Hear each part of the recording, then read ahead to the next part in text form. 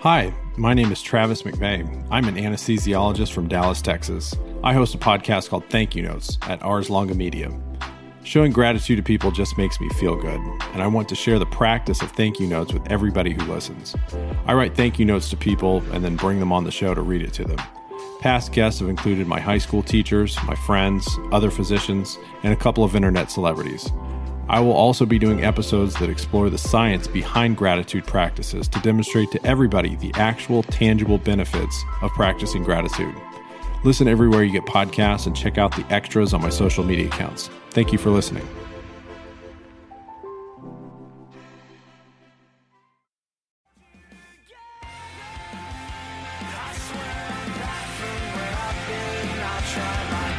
Welcome to the Inside the Boards podcast, the podcast dedicated to helping you learn to think like a question writer so that you can study smarter, not harder, and succeed in medical school. I'm your host, Patrick Beeman. Today's question is brought to you by Exam Guru. Exam Guru is the only question bank that started specifically to help students succeed on their shelf exams. I know it's a good quality product because I helped oversee its development. I don't currently work for them, but I know that using Exam Guru will help you succeed on your shelf exams. Pass your shelf exams guaranteed with Exam Guru, examguru.com. So here's today's question. A 26-year-old medical student becomes anxious when a friend asks him how he will be able to pay back his student loans of $250,000. He says, "I don't even want to think about that," and changes the subject, noting that he has an appointment with a financial advisor next month. Afterwards, he takes a walk around the block and then studies for the rest of the night. Which of the following defense mechanisms did he exhibit? A. Denial. B. Humor. C. Introjection. D. Repression. E. Suppression. You may want to pause the podcast here for a second while you think about that. And the answer is suppression. We chose today's question because of our interview with Pamela Wible. The focus of today's show is a little bit different than the usual. We had Pamela come on to talk a little bit about medical student and physician mental health.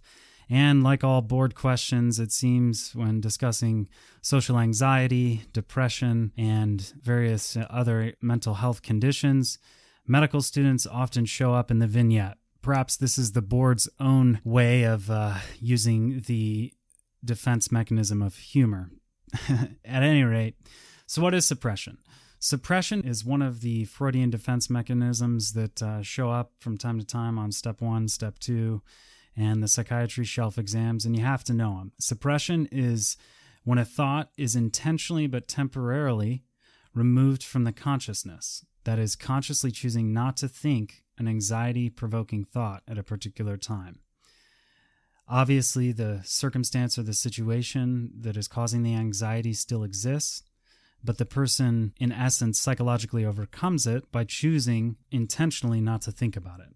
The defense mechanism that is probably most often confused with suppression when it comes to exam questions is repression. So how do you distinguish suppression from repression? The distinguishing factor between suppression and repression is the consciousness of the choice.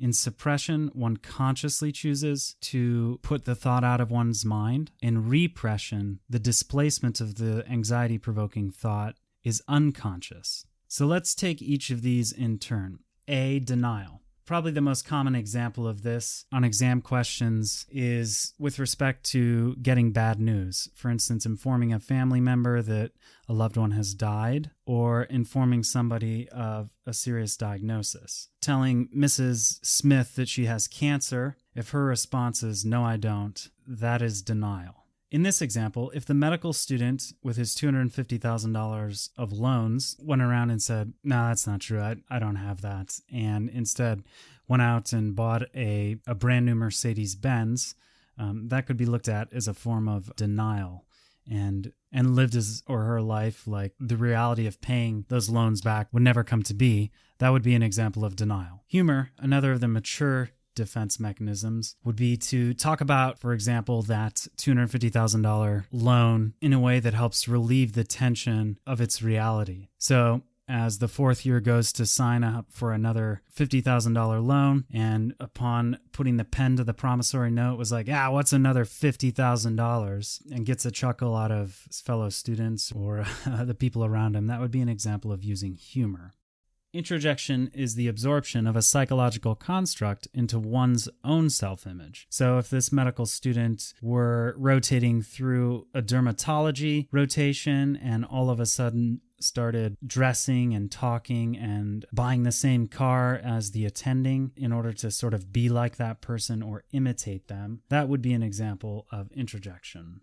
Repression, as we mentioned before, is the unconscious avoidance of an anxiety-provoking thought. So on an exam, if the medical student were asked about his loans and every time the subject came up, he unconsciously changed the subject or conveniently and unconsciously forgot to look at his loan statements, that would be more of an example of repression. Suppression, it's all about the consciousness, saying, I don't even want to think about that. These defense mechanisms, as posited by Freud, are meant to protect the ego. So here's the takeaway from this discussion. Suppression, repression, and denial are three defense mechanisms that are often confused. Suppression occurs when there is a conscious choice to defer thinking about an anxiety-provoking thought. Repression occurs when one unconsciously avoids thinking the anxiety-provoking thought. And denial occurs when one unconsciously is unable to accept the reality of the anxiety-provoking thought. If there's a conscious choice involved, the answer is going to be suppression. If there is an unconscious avoidance of the anxiety-provoking thought, you have to ask yourself, is the person still aware of the reality of the anxiety-provoking stimulus? If the answer is yes, they still grant that they have $250,000 of debt, for instance, the answer is going to be repression. If instead, if they live in a way that doesn't give credence to the existence of their $250,000 of debt, then the answer is denial. And I would like to say, pay attention towards the middle of this interview where Pamela will talk about the National Day of Solidarity to prevent physician suicide. We lose an estimated 400 physicians, the equivalent of an entire medical school, to suicide every year. On August 20th, the medical community and cities around this country will join together in solidarity for those who have lost their lives to bring awareness and hopefully help to prevent this tragedy. Go to care2.com/savedoctors. That's care2.com/savedoctors to get more info on your local community's Day of Solidarity to help prevent physician suicide. Vigils are being held in Athens, Dublin, and Cleveland, Ohio, Austin, Texas, Chicago, Illinois, Harrogate, Tennessee, Kansas City, Missouri, St. Louis, Missouri, Middletown, New York, Washington, D.C., and Philadelphia. Today on the Inside the Boards podcast, I have a very special guest, Pamela Wible. She is an author, family physician, and an advocate for the mental health of physicians and medical students. She's given a TED Talk, a number of interviews, has been featured in major news outlets, all on this subject of the mental health of physicians. She's published a book, Physician Suicide Letters Answered, and it's with very warm welcome that I say thanks for being on here. Oh, thank you so much for having me. So the Inside the Boards podcast, we basically are just trying to offer some advice to students and physicians who are kind of in the thick of things as far as studying for exams and going through the whole journey of medical school. I'd like to get a little bit of advice from you and hear some of your wisdom. So first, you're going to just have to tell us, where did you go to school? Where did you train? Well, I would say I sort of trained under my parents because they're both physicians and I went to work with them when I was young. So I got some really great training, really very far in advance of actually applying to medical school. But when I did attend medical school, it was the University of Texas Medical Branch in Galveston, which is where my mom went to medical school. And then I did my residency in family medicine at University of Arizona in Tucson. And I've been practicing in Eugene, Oregon, essentially ever since. Okay. Now, what turned your career from just being a sort of assembly line physician, as I've seen you call it, to somebody who spends what seems to be a lot of your time advocating for the mental health of medical students and doctors? I suffered with my own mental health issues first in medical school during the very first year. I found the training to be extremely barbaric and backwards. It felt like I went back into the 17th century or something. It was really bizarre. And actually I did, because the basis of modern medical education is a 17th century philosophy of reductionism, which sees us as just really interesting machines, a bunch of fascinating organs and a sack of skin. And it's very dehumanizing to have the basis of modern medical education be this antiquated philosophy that is extremely damaging to the human heart and soul, which is what drives most of us into medicine. It's a spiritual calling. It's not like we, by accident, really meant to do real estate or banking or, have a career like that.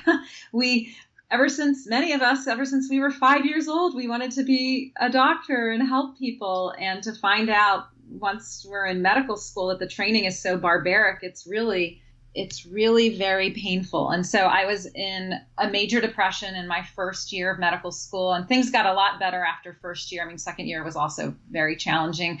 But once I was with patients third and fourth year, my eyes lit up and I was on fire and excited, because I'm a people person, you might notice. I like being around people and sitting, years on end in a library memorizing minutia to just regurgitate it on exams really seems kind of irrelevant after a certain point. So anyway, that was my medical school experience. And after that, I was, I loved my residency. I had a great time there, and I was very excited, gung-ho to get going in my first job after residency. And I found that it was really felt like I was just on an assembly line, that the only reason they wanted me there is to generate revenue for this huge machine.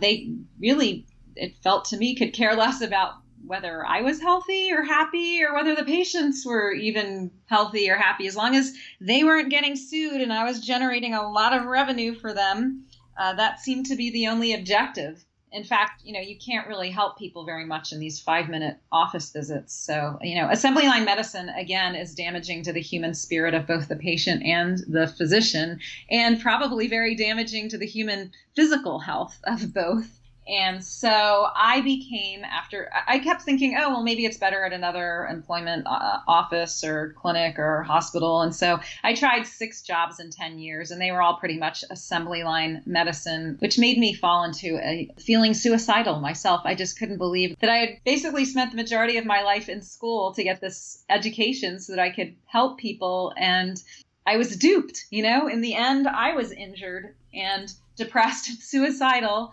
and could not figure out how to practice medicine in the United States in a way that was sane and healing. And so my personal experience with being suicidal, the way I was able to come out of that is I had this epiphany one day that if the patients aren't happy and the physicians aren't happy, because when I looked around, they really weren't, maybe I should just put the patients in charge and let them design their own clinic. And so I literally jumped out of bed, led 9 town hall meetings over a period of 6 weeks, collected 100 pages of written testimony, adopted 90% of what my community wanted, and I opened a clinic, the first in the country, designed completely by the patients. And I've been super happy ever since. So I take it you don't have a lot of 5-minute office visits on the schedule. Oh, no, 30 to 6 minutes. It's great. It's really... Okay. Yeah. Thanks for sharing that kind of personal take on things. I think that a lot of probably what contributes to the stigmatization of mental health in general, but especially in particular in medicine, is the fact that people who have these experiences, with the literature showing they're probably more prevalent amongst those in our profession or training in our profession, they don't really speak about personal experiences for a number of different reasons, which I think we'll probably get into a little more later. But I guess one thing, since Inside the Boards is kind of a board preparation focused company, when you went to med school, do you think that your board exam study culture, if you will, the kind of importance attached to good scores and needing to do on tests, the competition. Do you think that contributed at all to your own personal feelings of depression? No, that did not contribute at all to my personal feelings of depression. What contributed mostly to my feelings of depression was seeing that in our physiology lab, I was supposed to murder a dog in order to finish my first year training. And if I didn't do that, I wouldn't be able to start my second year. And so, yeah, just the brutality of killing animals in medical school, I found that to be really sick. And obviously I was right, because all medical schools have banned this practice in the last 20 years. But yeah, that's barbaric. And to force somebody who's a sensitive person that wants to be a healer to murder like someone's previous pet. I mean, this is the sickness that goes on in medical training. Yeah. I mean, who speaks about that? That's what psychopaths do. That's what serial killers do. They start by killing your pets. You know, it's ridiculous. And do you think overall things are getting better for medical students who are going through training?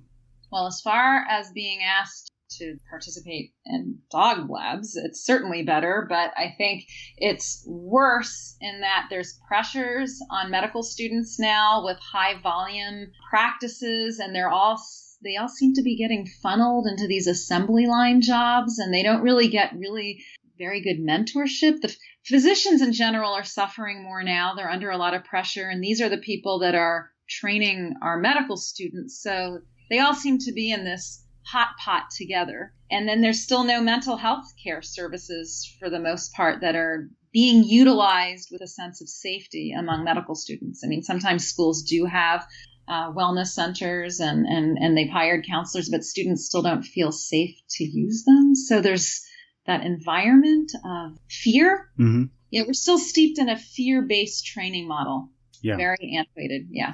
So if you had a medical student who was sort of experiencing these feelings of depression and dehumanization or even abuse, as I've seen you call it in articles you've written, what advice would you give them? They're just sitting there alone studying, thinking about, what have I got myself into? It's nothing like what I had hoped it would be when I planned my whole life around pursuing this profession. First and most important is for them to realize that they are having the normal human reaction that anyone would have to a sick medical education system. Dehumanization is not normal, and no human being should have to go through a dehumanization process.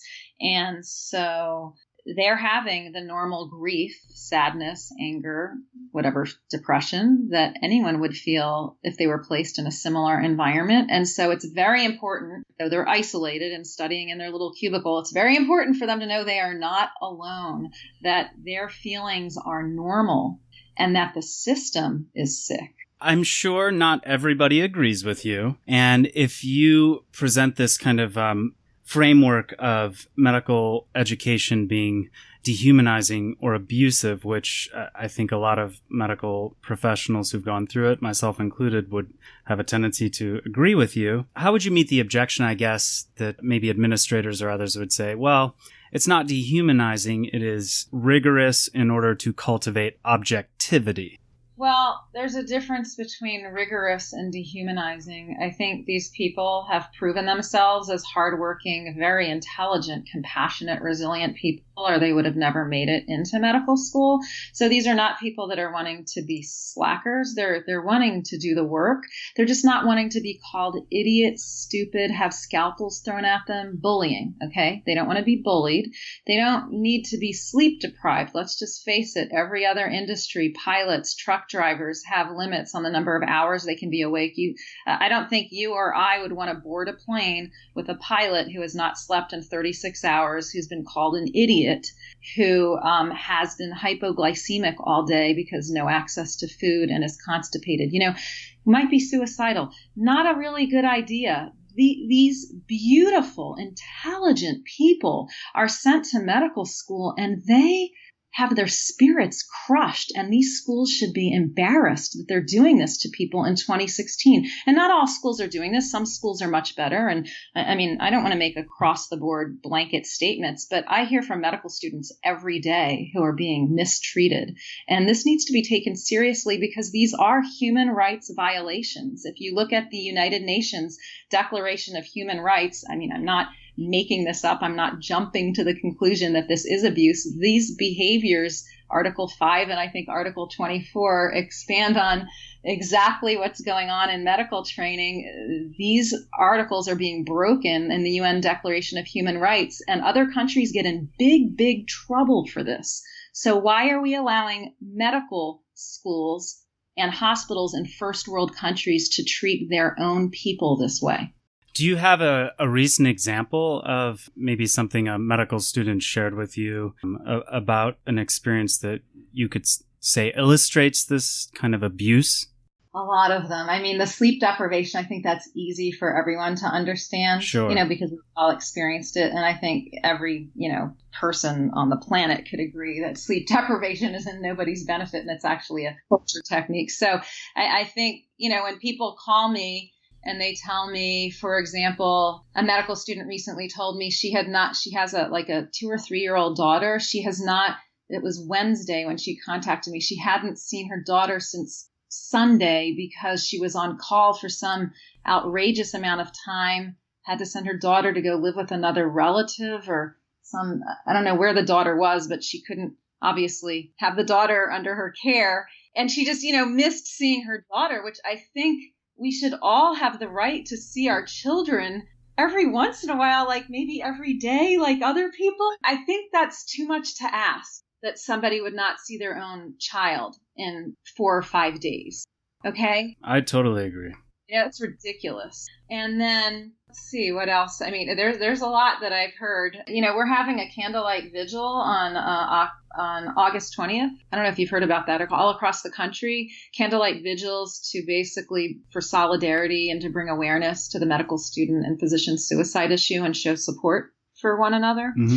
They're all across, Washington, D.C., Philadelphia, Ohio, and just got off the phone with one of the people who's organizing one of these events. She was recently told that the medical students were threatened not to attend these events. I think that's outrageous. By their administrative? By the school. They don't want to see them in solidarity trying to prevent medical student suicide, by holding a candle in a public park or something. Sure. I mean, that's highly invasive. And these schools are also telling these students to shut down their Facebook pages, all sorts of social media. I mean, it's just ridiculous that these people can't be normal. Yeah. I mean, they're like responsible adults who want to do a good job in life. They're not bad people. They've already creme de la creme. They've already proven themselves academically and in many other ways, right? And so to basically treat them like bad kindergartners and to bully them and have a situation where a woman can't see her own toddler for 5 days, I think it's outrageous. These schools should be absolutely ashamed of their behavior. How might schools fix this problem? Well, I think the most important, a lot of people write me and they ask me, what can I do? I want to help. It's really very simple. If you want to help, the only thing you need to do, and this is my instruction for administrators at medical schools, is tell the truth. Yeah. That's it. That's all I'm asking people to do.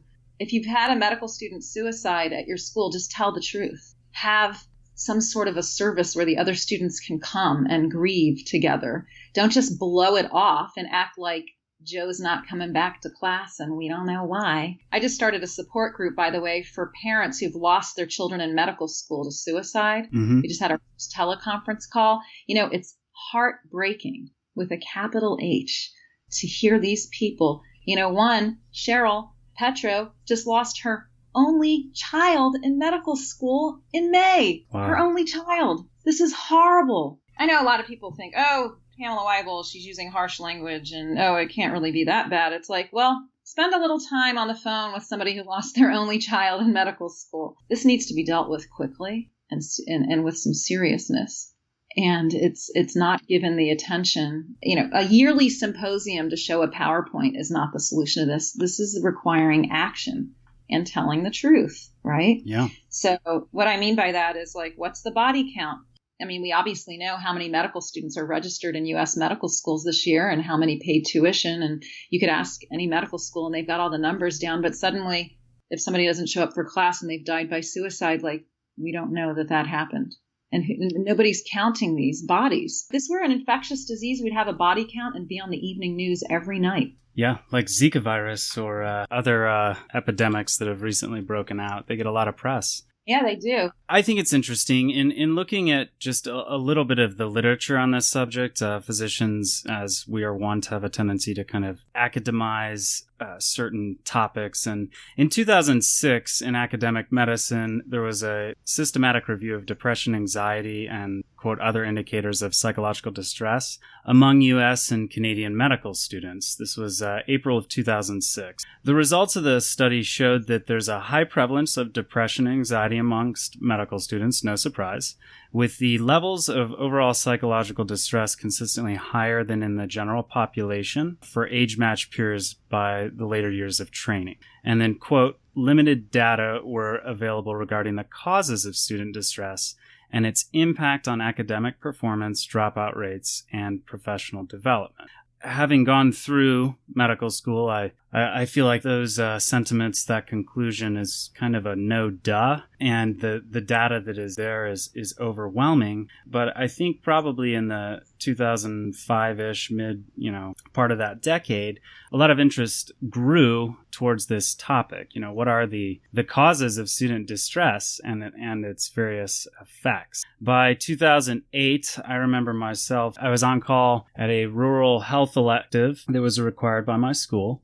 And I had to travel about an hour and 20 minutes and then stay at the rotation site away from my two kids and family. And it was Friday at 7 p.m. or so, and I thought the week was over. That was the expectation that I had and that I was given by my school, that our weekends would be free, or at least most of them, or at least the courtesy of having a schedule. I told the attending at the time that I was headed back to Toledo, where I trained, and he looked at me with the most disapproving glance I've ever had from an attending and said, "No, you're not. If I work, you work." And he was on call 3 out of the 4 weeks straight that I was on that rotation. Therefore, I did not get to go home and see my kids. And during that time, I myself started to have some of the feelings that you expressed. And I found an article from the New England Journal,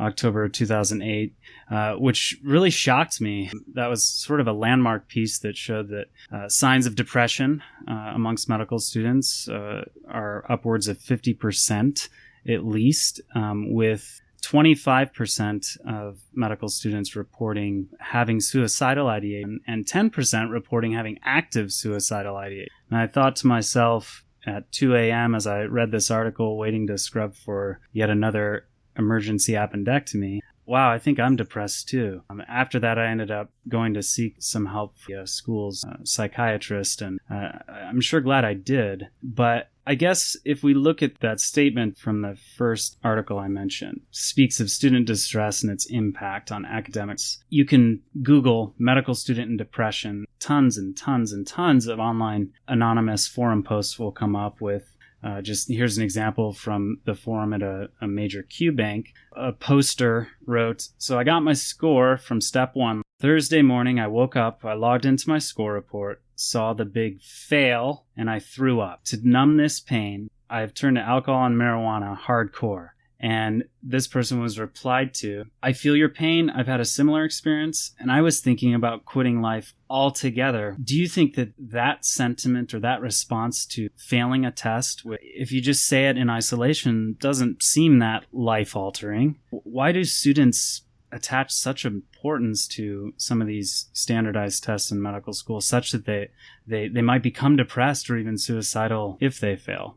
because there's not enough residency slots for them. And so anyone who is straying from the usual trajectory of passing all their classes and passing all their tests automatically stands out as somebody who might not get a residency, which then will make your $300,000 plus school loans. You'll not be able to pay them back because you'll be sitting there you won't even be able to practice medicine, because without at least an internship year, you can't practice medicine. So yeah, failing a test when you've got $300,000 on the line and, you've wanted to do this since you were 5 and you've been basically sitting in a library while everyone else is partying and having fun your age and getting married and buying houses and having kids, that would probably make me want to throw up too. Granted. And what would you tell a student who had failed? What would your response to be, not knowing anything about their mental state of health or ill health? If you found out they failed, would you say this person's at a higher risk of developing depression or suicidal ideation or completed suicide even? Definitely adds to the mix. Yeah, I do think it increases their risk, especially because it doesn't seem like there's a lot of support for anyone who strays from the usual trajectory that the school wants you on. I mean, I guess the school really wants to have an aggregate great scores and everyone passing. And, so now you become, not only as a perfectionist do you judge yourself harshly, but the school kind of sees you as a problem that like a blemish on their record, right? Yeah. And then you might not get a residency. And then you're not given a whole heck of a lot of support. Like, nobody comes up to you and says, you are a really bright person. We're so glad to have you here. I've had somebody who told me like she had to take this exam right after her mother died and they wouldn't let her delay it. So she's like grieving the death of her mother. And some people are not even able to go to funerals of close family members without the school threatening them with being delayed a year, or, they can't even take off for the funeral of their favorite grandfather or their like best friend from college. I mean, the sort of thing anyone else could do who isn't a doctor or... Yeah, I want to add that to the list of, I think, are exceptionally cruel things to do to people. Yeah. But, I mean, surely they have to be exceptional. Maybe 10% of medical schools present a policy like that. It can't be the majority, right? Well, I have no idea. I just hear it frequently enough that it's like sad. And I don't know whether it comes from the medical school themselves. I'm sure they'd never agree to announce that anywhere. It could come because they're with a particularly malignant surgeon that month. Yeah. Who says, no, you're not. Just like you heard. You thought you were off for the weekend, but no, not the guy with Stockholm syndrome that had control of your evaluation that month. Yep. So I guess one of the interesting things that I've seen in reading some of your articles has been the idea, and you can correct me if I'm wrong, but it isn't just students who are academically, quote, at risk, who turn to suicide, kind of the worst manifestation, depression. And am I correct in that? It affects everyone. You are absolutely correct. Yes, I think there's a certain subset of people that are hit pretty hard, and it doesn't necessarily have to do with their test scores because, for example, Greg Madej. You might have read about him. I write a lot about his death. He's a guy that never really even had to study and made straight A's on all his tests, right? And he basically spent his time helping other people pass their tests. A bad test score was not anything that he ever had to suffer with. And yet he had some anxiety. I think he had like a little social anxiety. Mm-hmm.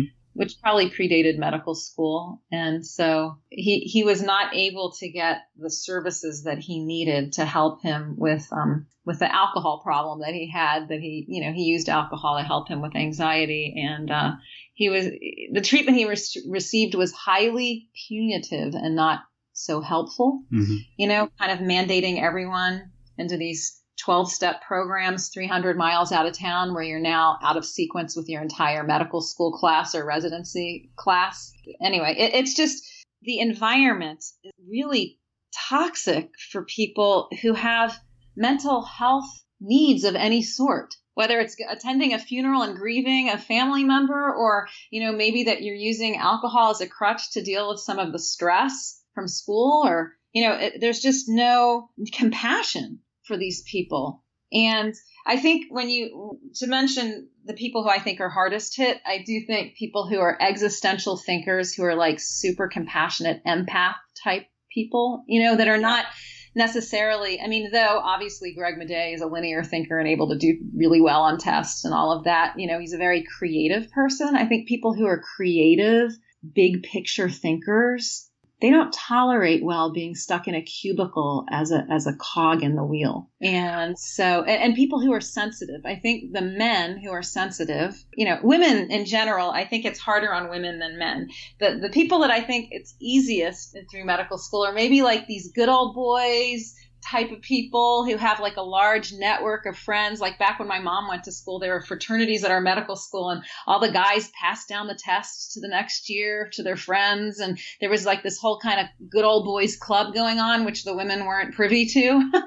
And so I think it's harder when you're on the outside as either a minority, a woman, or like a super sensitive, sweet man, not kind of like the big callous, let's go play golf type of a guy. I think those people end up getting mental health issues of various sorts, and some of them go down the path of playing around with the idea of suicide. Couldn't they just make an appointment with a psychiatrist, make a doctor's appointment for their own personal health?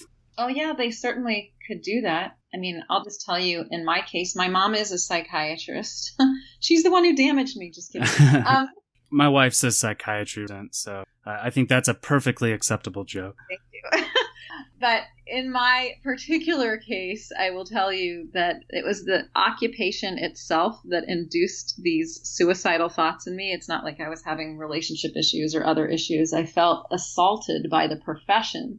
And so I just came to the conclusion that if I were to seek help, I would certainly not seek help from within Western medicine, because that was the system that injured me. How could people who are also injured by this system help me? I just came to this conclusion on my own. And so I have sought a lot of help over the years, and I've had a lot of different therapists, but none of them have been psychiatrists.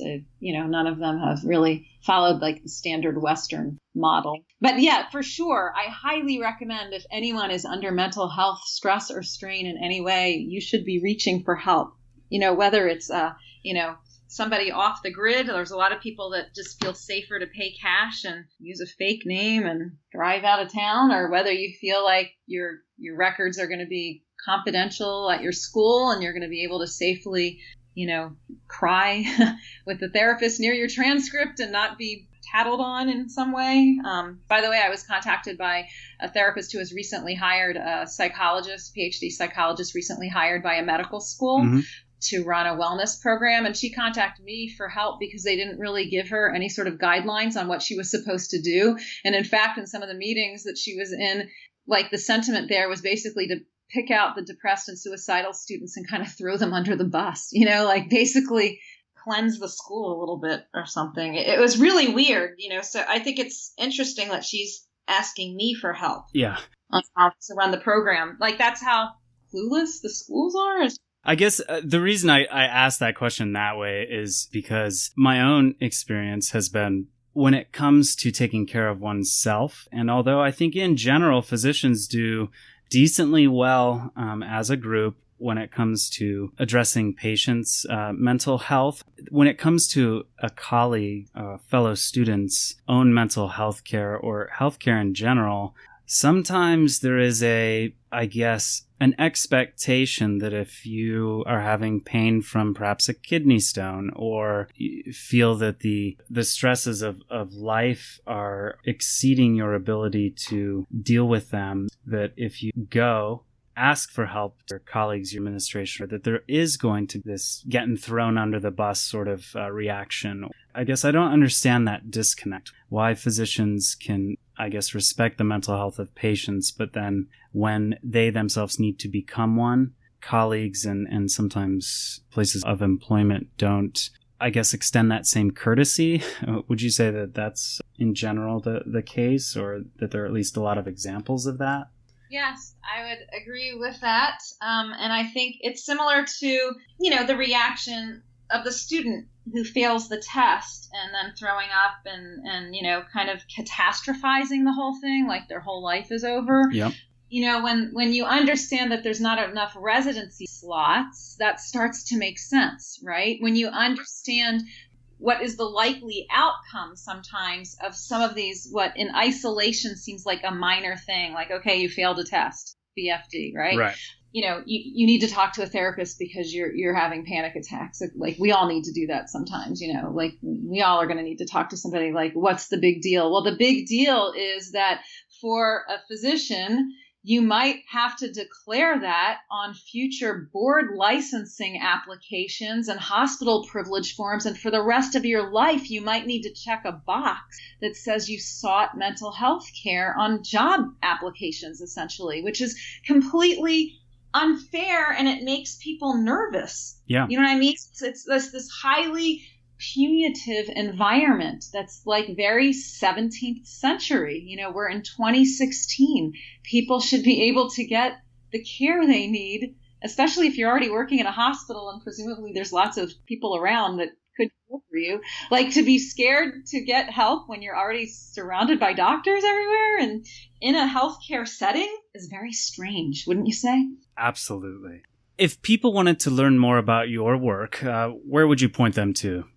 Idealmedicalcare.org is my website, and the blog is where most of the action happens there. So, by the way, I think yesterday I was on the phone with a psychologist who I think he said that he used to work at a residential facility for substance abuse as a therapist before opening his own practice. And he worked primarily with physicians and other dentists and other healthcare professionals. And after going through my blog and reading what I had on my site, he said, I find myself embarrassed by my naivete after spending time on your site. That is to say, it's much worse than I ever imagined. I find myself thinking that if you were to staff a case detailing the events and symptoms of a person in medical training, but leave out the detail that they were in medical training, any therapist in the country would say, yep, that's a serious trauma case. Wow, that's interesting. That's very interesting. I guess the other thing I'd like to say is for anyone who leaves a review of this podcast episode on iTunes or other media where they listen to it and sends us a screenshot to info@InsideTheBoards.com, we will send them a copy of Physician Suicide Letters Answered by Dr. Pamela Wible,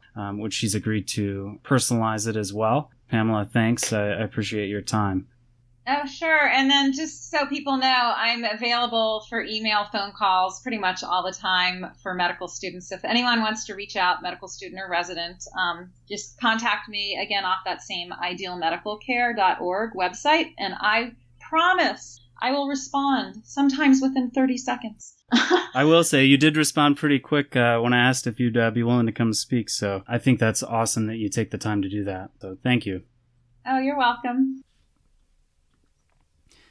Head over to InsideTheBoards.com to sign up for our newsletter, where you can stay up to date on our various podcast offerings, products, and high-yield review of products, and even leave us an audio message with your questions to help you succeed in medical school. You can always follow us on Twitter @BoardsInsider, Facebook.com/InsideTheBoards, as well as on Instagram and Pinterest. As always, thank you so much for listening and for becoming involved with our community. We look forward to continuing to help you study smarter, not harder. When everything else around you is crumbling and the ceiling meets the floor, when the doubt inside your head tells you to turn around, it's not worth it anymore. When you feel you've given all you have to this, and the distance seems too much, and it's easier to quit. When that moment comes, I'll hold you together. I swear I'm back from where I've been. I'll try my best to be the breath you need to blow the dust away. And I won't let stress or depression turn me into that again. I'll be the calm and steady shoulder here for you to rest your head. I'd like to thank the folks from Everyone Leaves who provided the music for this podcast. The song is Seasonal Effective. You can check them out at everyoneleavesband.bandcamp.com. or facebook.com/everyoneleavesband. Inside the Boards is in no way affiliated with the United States Medical Licensing Examination, Comprehensive Osteopathic Medical Licensing Examination, National Board of Medical Examiners, the National Council of State Boards of Nursing, or National Board of Osteopathic Medical Examiners. All exam names and other trademarks are the property of the respective trademark owners. Content discussed during this program is the property of Inside the Boards or the attributed trademark owner and may not be reproduced without permission from the appropriate entity. Inside the Boards fully adheres to the respective policies on irregular behavior outlined by the aforementioned credentialing bodies.